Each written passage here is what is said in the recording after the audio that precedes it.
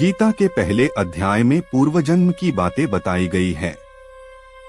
कर्म के अनुसार हमें जन्म मिलता है। जो गीता के प्रथम अध्याय का पाठ करता है उसके लिए संसार रूपी भवसागर से निकलने का मार्ग प्रशस्त हो जाता है।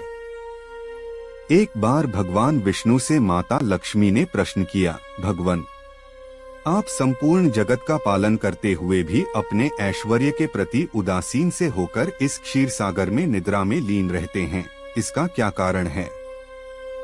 तब भगवान विष्णु ने माता लक्ष्मी को बताया कि वह निद्रा में नहीं रहते हैं, बल्कि तत्व का अनुसरण करने वाली अंतर्दृष्टि के द्वारा अपने ही माहेश्वर तेज से साक्षात्कार करते हैं। श्री भगवान बोले, प्रिय, आत्मा का स्वरूप द्वैत और अद्वैत से पृथक, भाव और अभाव से मुक्त तथा आदि और अंत से रहित है। शुद्ध ज्ञान के प्रकाश से उपलब्ध होने वाला तथा परमानंद स्वरूप होने के कारण एकमात्र सुंदर है। वही मेरा ईश्वरीय रूप है।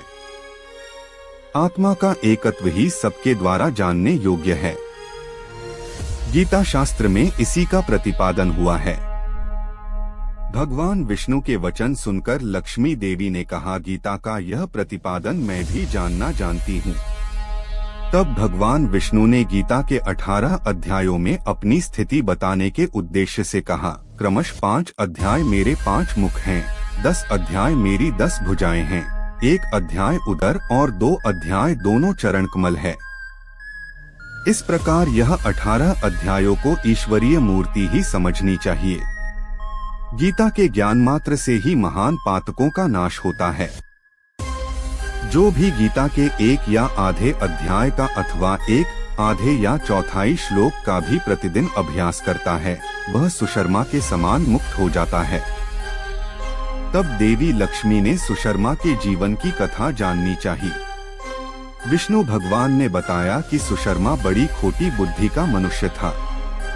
वह न ध्यान करता था, न जप और न अतिथियों का सत्कार।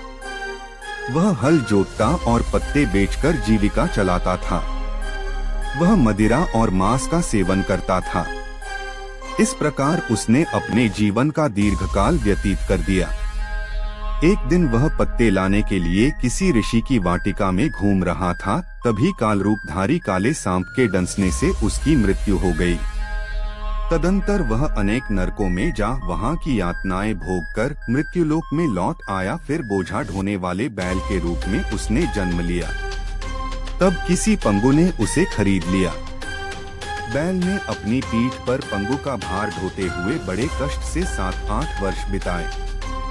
एक दिन पंगु ने किसी ऊंचे स्थान पर बहुत देर तक बड़ी तेजी के साथ उस बैल को घुमाया।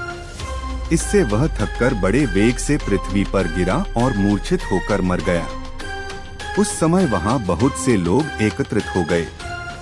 उस जन समुदाय में से किसी पुण्यात्मा व्यक्ति ने उस बैल का कल्याण करने के लिए उसे अपना पुण्य दान किया। उस भीड़ में एक वेश्या भी खड़ी थी।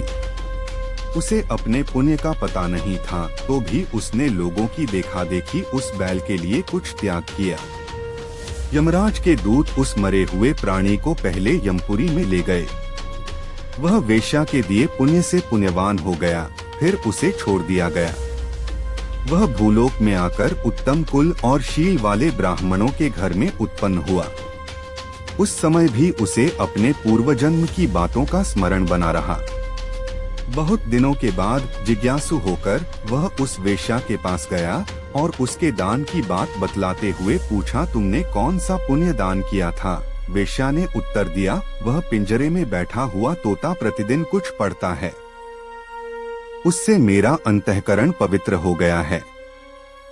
उसी का पुण्य मैंने तुम्हारे लिए दान किया था। इसके बाद उन दोनों ने तोते से पूछा। तब उस तोते ने अपने पूर्वजन्म का स्मरण करके प्राचीन इतिहास कहना आरंभ किया। तोता बोला, पूर्वजन्म में मैं विद्वान होकर भी विद्वता के अभिमान से मोहित रहता था। मेरा रागद्वेष इतना बढ़ गया था कि मैं गुणवान विद्वानों के प्रति भी ईर्ष्या भाव रखने लगा। फिर समयानुसार मेरी मृत्यु हो गई और मैं अनेकों घृणित लोकों में भटकता फिरा। उसके बाद इस लोक में आया। सद्गुरु की अत्यंत निंदा करने के कारण तोते के कुल में मेरा जन्म हुआ। पापी होने के कारण छोटी अवस्था में ही मेरा माता पिता से वियोग हो गया। एक दिन मैं ग्रीष्म ऋतु में तपते हुए मार्ग पर पड़ा था। वहां से कुछ श्रेष्ठ मुनि मुझे उठा लाए और महात्माओं के आश्रय में आश्रम के भीतर एक पिंजरे में उन्होंने मुझे डाल दिया। वहीं मुझे पढ़ाया गया। ऋषियों के बालक बड़े आदर के साथ गीता के प्रथम अध्याय की आवृत्ति करते थे। उन्हीं से सुनकर मैं भी बारंबार पाठ करने लगा। इसी बीच में एक चोरी करने वाले बहेलिये ने मुझे वहां से चुरा लिया। तत्पश्चात इस देवी ने मुझे खरीद लिया। मैंने इस प्रथम अध्याय का अभ्यास किया था, जिससे मैंने अपने पापों को दूर किया है। फिर उसी से इस वेश्या का भी अंतःकरण शुद्ध हुआ है और उसी के पुण्य से आप भी पाप मुक्त हुए हैं। इसलिए जो गीता के प्रथम अध्याय को पढ़ता, सुनता तथा अभ्यास करता है, उसे इस भवसागर को पार करने में कोई कठिनाई नहीं होती है।